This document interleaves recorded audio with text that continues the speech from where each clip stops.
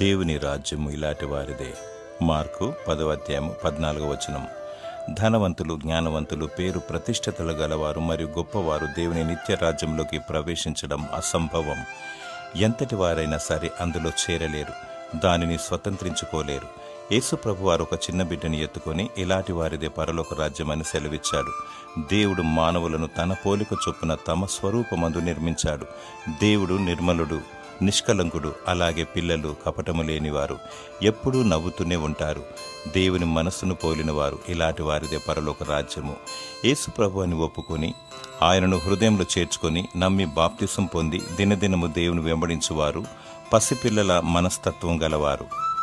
మారు మనసును పొంది స్తుతి ఆరాధనతో వాక్యాన్ని ధ్యానిస్తూ ప్రార్థిస్తూ అంతము వరకు దేవుని వెంబడించు. దేవుడు నిన్ను కరుణించి తన నిత్య రాజ్యమును నీకు దయచేయునుగాక.